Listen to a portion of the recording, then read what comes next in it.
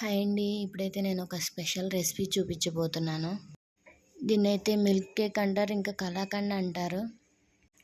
ఇందులో స్పెషల్ ఏముంది అనుకుంటున్నారా? కాదు కాదు. ఇప్పుడు నేను చూపించబోయేది బెల్లంతో చేసిన మిల్క్ కేక్. ఒక పక్కన పాలైతే పొయ్యి మీద పెట్టేసాను, అవి మరుగుతూ ఉన్నాయి. తర్వాత యాలకులు యాడ్ చేసుకుందామని దంచుతున్నాను. అవి మంచి ఫ్లేవర్ వస్తాయి. తర్వాత దానిలోకి నిమ్మకాయ తీసుకోవాలి, హాఫ్ కట్ చేసి హాఫ్ మొత్తాన్ని పిండేసేయాలి దానిలోకి. అది యాడ్ చేసిన తర్వాత మళ్ళీ ఒకసారి తిప్పుకోవాలి.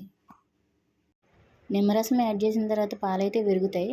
ఆ విరిగిన పాల నుంచి వాటర్ కూడా ఉంటాయి దానిలో అయితే. ఆ వాటర్ అలాగే ఉంచేసి మొత్తం అంతా ఎగిరిపోయిన దాకా మరగనివ్వాలి.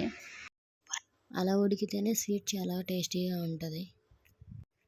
ఆ తర్వాత ఇప్పుడైతే మనం బెల్లం యాడ్ చేసుకుంటున్నాము. ఇలా బెల్లం యాడ్ చేసిన తర్వాత మధ్య మధ్యలో తిప్పుతూ ఉండాలి. ఇప్పుడు యాలకులు అయితే యాడ్ చేసేసుకున్నాను. చూడండి, ఇలా వచ్చిన తర్వాత లాస్ట్లో నెయ్యి అయితే యాడ్ చేయాలి. నెయ్యి యాడ్ చేయడం వల్ల మంచి ఫ్లేవర్ వస్తుంది. ఒక ప్లేట్కి ఆయిల్ అప్లై చేసేసి దాన్ని దించేసుకోవాలి. ఆ ప్లేట్లోకి తీసేసుకోవాలి. ప్లేట్లోకి తీసుకున్న తర్వాత కొంతసేపు దాన్ని ఆరనిచ్చి ముక్కలుగా కట్ చేసేసుకొని తినేసేయచ్చు.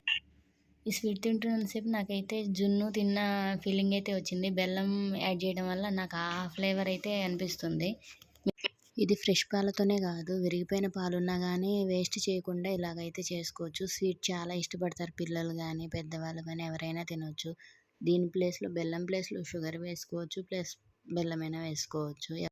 ఎప్పుడైనా ఇలా విరిగిపోయిన పాలు ఉంటే ట్రై చేసి చూడండి ఒకసారి ఎలా ఉంటుందో.